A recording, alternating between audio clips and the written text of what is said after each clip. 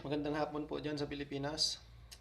Ako po nananawagan at humihingi ng tulong sa OWA at saka kay Idol Rafi na nawa maaksyonan po na matulungan po ako na makauwi ng Pilipinas dahil sa kabila po ng pandemic.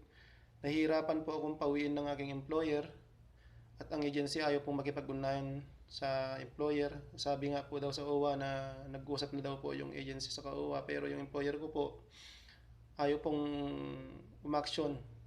Marami pong paraan kung upang mapabilis po yung aking pag-uwi sa kabila po ng nangyayari sa aking buhay. Una po, ang kwento ko po, nagtrabaho po ako dito, 4 months na po ako dito sa Saudi Arabia. Dito po ako sa Medina, kung saan po nagtatrabaho po kami bilang isang factory worker. Subalit po ang nangyari sa akin, nung pagdating po namin sa airport, yung kontrata po na pinirmahan ko, Sir Idol Rafi, ang offer po sa akin is 2,300 po sa real po, is katumbas po ng sa peso is mahigit pong 30,000. Ngunit ang nangyari po nung pagdating po namin sa airport, binigay na lang po yung kontrata at marami pong nabago na hindi po namin nalalaman. Pagbuklat po namin na nabago po yung posisyon at yung kontrata po na sahod po nag-iba. Ako po ay lubos na nag-aalala sa sitwasyon ko dahil yun nga po, nagtrabaho po ako ng 4 na buwan dito, 2 beses lang po ako nakasahod dahil po sa pabalik-balik po yung sakit ko. Yun nga Idol Rafi,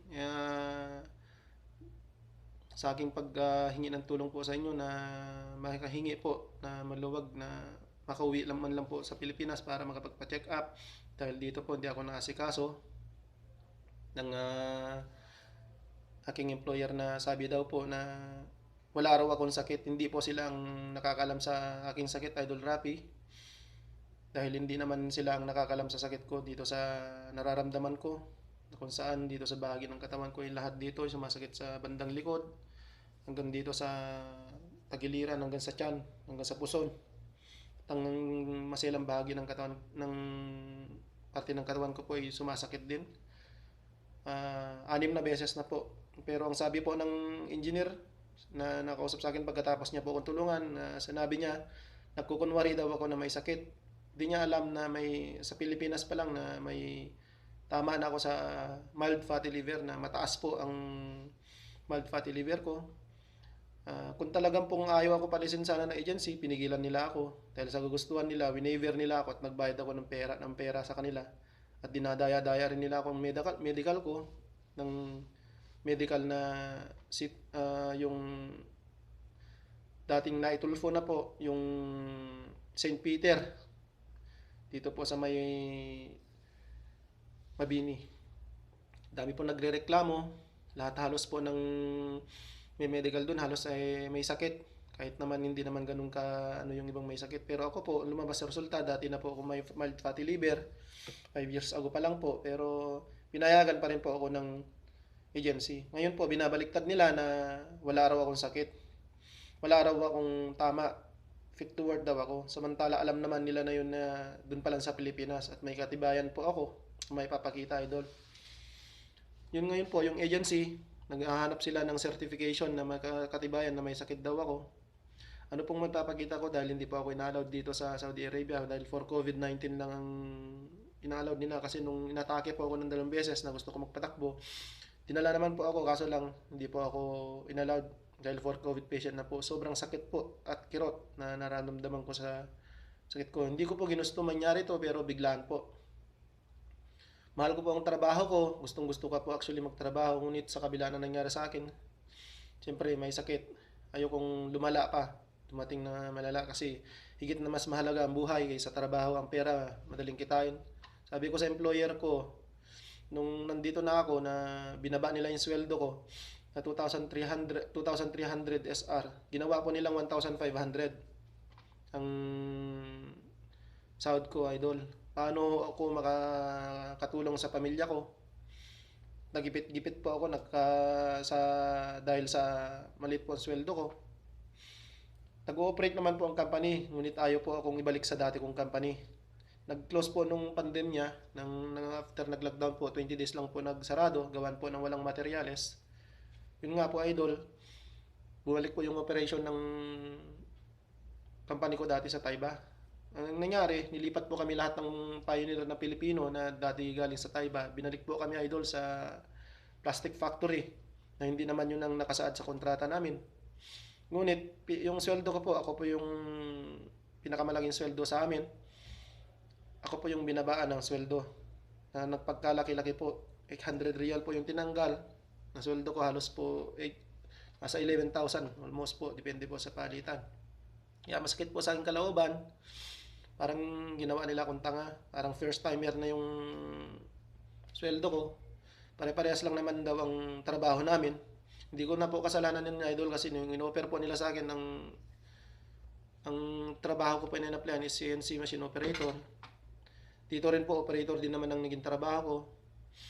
Actually napakahirap po ng sitwasyon dun sa kabila. Hindi siya safety.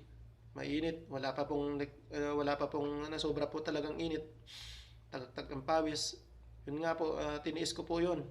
Yun nga lang po idol, karoon ako ng biglang pangyayari na ganito nararamdaman ko sa katawan ko. Kaya mag-aagarang na gusto ko makauwi na pa-check up to. Mas masigurado kasi dito pwede nila akong balterin na wala akong sakit.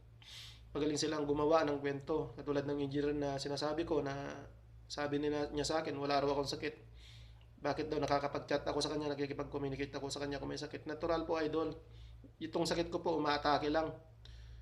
Siyempre pag okay ako, may time ako makapag-chat sa kanya. Hindi naman yung laging may sakit araw-araw, di malamang po patay na ako. Sa totoohin po talaga nilalabanan ko lang itong nararamdaman ko para sa mahal ko sa buhay. Hindi ko po ninanais umuwi kung okay po ako idol.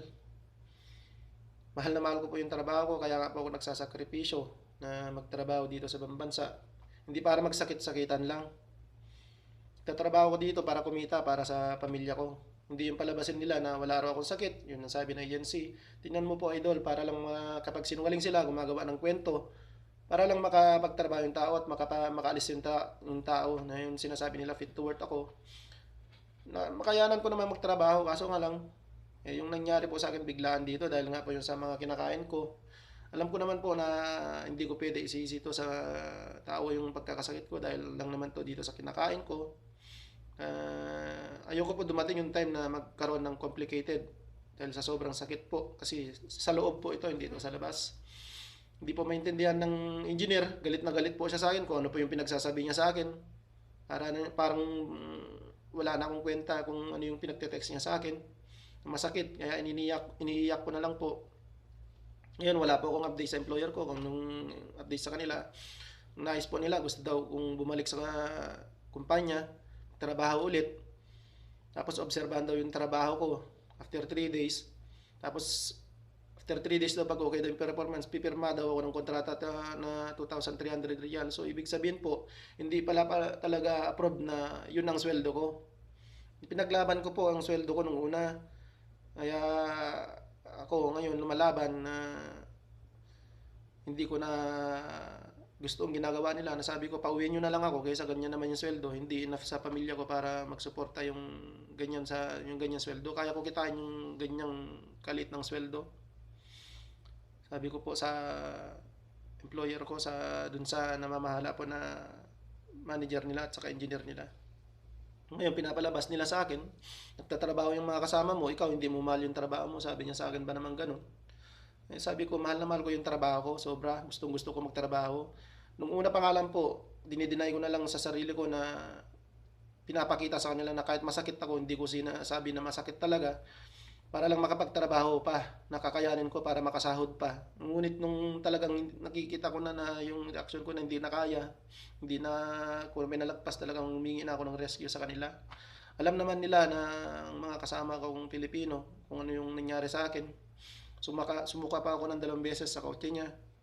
Tapos sinasabi pa niya na nagde-deny daw ako, idol. Kaya masakit sa kalooban ko.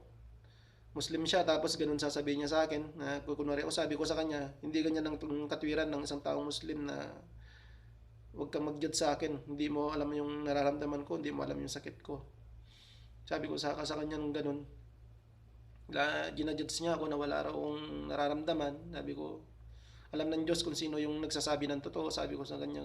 Tapos sinasabi niya, block mo na ako, wag mo na ako message, wag ka magparamdam sa akin, sabi niya ang engineer ko na Egyptian. Galit na galit po sa akin. Umiyak na lang po ako, idol. Yun nga po, masakit po sa kalooban ko na nangyari sa akin na ganito. Naasahan ko pa naman na maganda yung trato nila.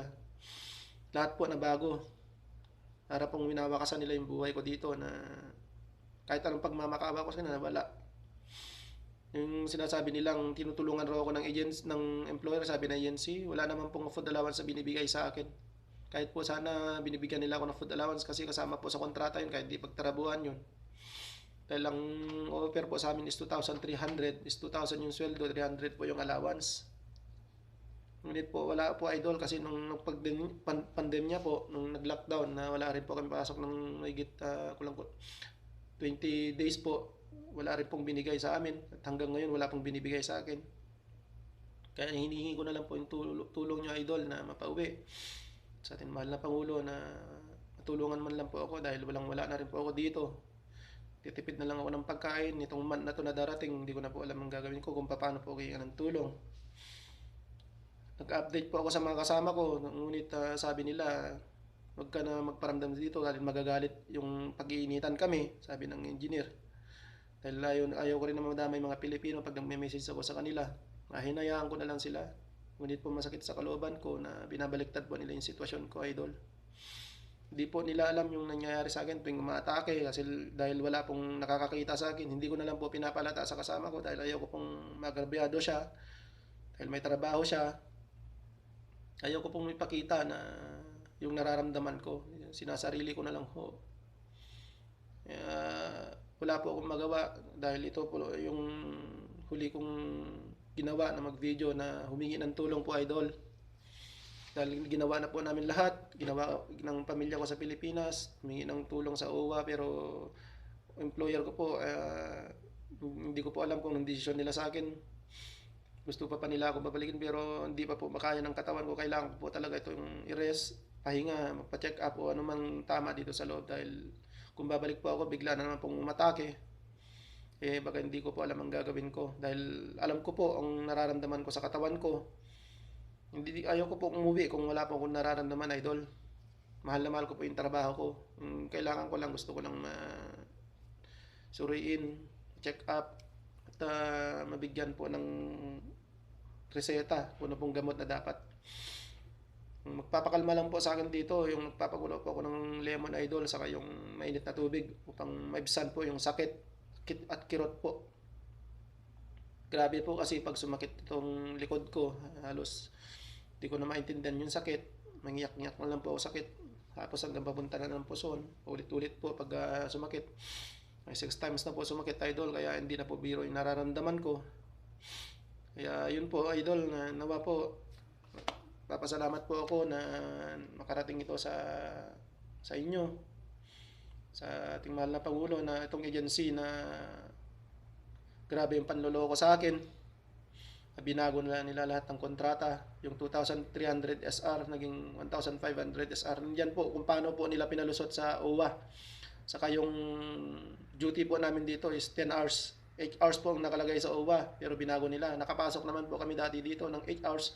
Tumawag po yung agency dito na gawing 10 hours yung pasok namin. Naamin po namin na yung dati namin pinirman is 10 hours, pero pinalusot po nila yun sa OWA. Pero pagdating po namin dito, nagulat kami, naging 8 hours yung pasok. Pumasok po kami dito ng kulang-kulang isang buwan ng 8 hours po. Tapos, kinalaunan po, nung pumunta po may-ari, tumawag po yung agency, nag-message na ginawa nilang 10 hours. Hindi ko po alam kung paano nila pinalusot yung 8 hours sa agency, sa POA, saka OWA po.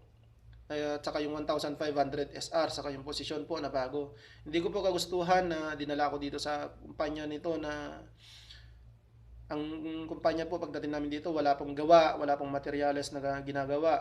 Isang buwan lang po namin tinrabaho lahat ng gawa, wala na po. Sira po lahat ng machine, nag-troubleshooting po lahat ng mga machine. Dahil po sa yung Egyptian dati, hindi na rin po na niya nagustuhan yung kumpanya, wala pong safety at galit po yung Galit na galit po yung may-ari sa kanya dahil po sa wala pong kwentang pamamalakad nila. Sinira po ng Egyptian yung mga shin. Kaya yun po, nawala po lahat ng gawa sa kumpanya na pasukan namin. Hindi po sila makahanap ng programmer na mag-ayos po sa machine po. Kaya hindi po namin kagustuhan yun. Hindi ko po kagustuhan yung bakit ganun nangyari. Kaya dinicide nila, nilipat nila ako sa kumpanya nila. Isa lang po may-ari ng kumpanyang nilipatan ko saka yung dati kong kumpanya. Dapat po hindi nila binaba yun dahil yung nakasad sa kontrata ko yun dapat. Hindi ko po ginusto na ganyan mangyari. Kasalanan nila, dinala ko ng agency dito, hindi nila alam ang sitwasyon ng kumpanya. Kung malakas ba o hindi, o ano ba yung sitwasyon ng kumpanya, makanda yung pamamalakad nila. Yun pala, ang dami na palang umuwi, pinapauwi dahil nga pagdating doon sa plastic factory, nililipat nila, binababa nila yung sweldo. Katulad nitong kasama kong ng Bangladesh po, uwi na siya. Nag-resign na siya, 1 year, 4 months na po, naghintay na lang ticket hanggang ngayon, di pa po nasikaso siya, pero 2 buwan na rin di siya nagtatrabaho, mahigit. Mula nung nagpandemya, gusto siyang papasukin pero ayaw na niya dahil sa kalakaran po ng kumpanya, dahil muskila daw, dahil pangit daw ng ng kumpanya. Masasabi ko naman talaga na hindi maganda ang ng kumpanya, pamamalakad nila dahil 10 hours duty, 30 minutes break. Saan ka naman nakakita ng ganun na kumpanya? Hindi sila sumusunod sa government policy. 8 oras lang dapat. Pero kinagat namin, no choice ka na kami dahil lagi nila sinasabi nung nandito kami, tinatakot nila ako na kung gusto mong umuwi, nagreklamo po ako na bakit ganun, pasok namin ganito, ganyan, pinago nyo na naman, bes na 8 oras nung una, naging 10 hours na. Kasabwat po yung agency saka employer. Malaman ng OWA to, saka POA yung panaggagawa ng agency, gusto ko pong lumaban dahil napakalaki po ng ginastos ko, more than 70,000 po na pera ang nilabas kong pera galing sa bulsa ko. Halos maubos na po lahat na zero na po ako. Hindi ko po alam bakit ganun kalaki ang siningil nila sa akin. Labas po lahat, gastos ko po lahat. Wala pong sagot ng agency dito, kaya gusto ko po sana mabawi. Dahil mas nagipit-gipit po ako lalo nung pinunta nila ako dito. Yun lang po, idol. Maraming salamat po. Nawa po magawan ng action to. Sa inyo na lang po ako humihingi ng lakas at tulong po, idol, na alam ko marami kang natutulungang OFW. Katulad ko na lubos kami nagpapasalamat sa iyo. Yun lamang po, idol. Naghintay po ako ng update nyo, idol, dahil di po talaga kaya ng katawan ko magtrabaho sa ngayon. Di po nila alam, di nila ako maintindihan kung ano nangyayari sa katayuan ko ngayon dahil sila mas mahigit sa trabaho sa kanila. Ang buhay kasi ng Pilipino hindi mahalaga sa kanila. Alam nyo naman po, idol, ng Saudi Arabia, wala silang pakialam sa OFW kahit mamatay dito. Yun po ang kinakatakot ko dito, idol, lalo na napakalaki po ng ang epekto ng coronavirus dito is nasa 150,000 plus po. Marami na rin pong OFW namatay sa kabila po ng pandemya.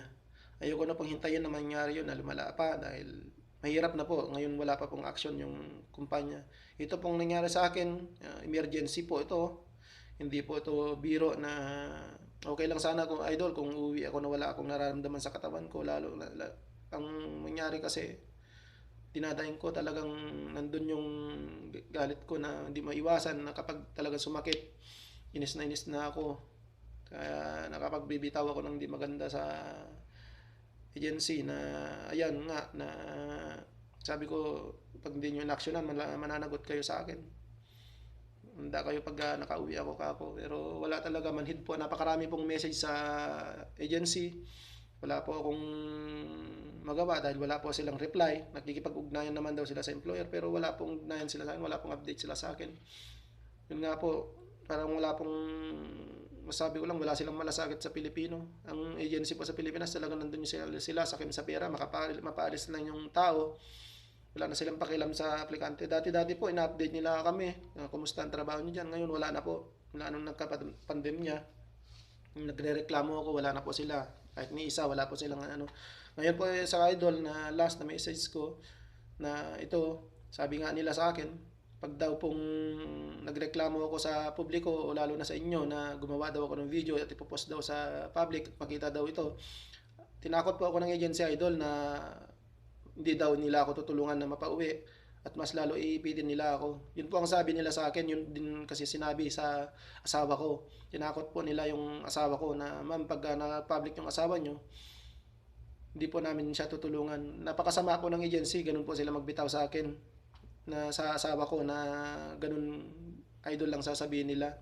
Natatakot sila na ayaw ko maglabas ng video. Kaya no choice po ako, ito po idol, gumawa po ako ng video para mapaniwala yung itong nirereklamo ko sa inyo na ito lang ang tanging solusyon para maagaran mapauwi po. Dahil ang sakit po, mahirap lumala pag huli ng lahat po idol. Yun lang man pong pag-iusap ko sa kanila, pauwiin nila ako. Tapos po ang usapan po idol. At ang agency po ay kailangan managot po sa ginawa nila sa akin. Yun po idol. Salamat po. At muli po ako nagpapasalamat sa inyo. Dahil po sa programa mo po idol sa TV5 po idol. Nawa po, pagpalain ka ng Panginoon sa pagtulong mo sa lahat ng OFW na humihingi ng tulong sa iyo. Nawa po at maghihintay po ako ng update po ninyo idol. Salamat po, maraming salamat.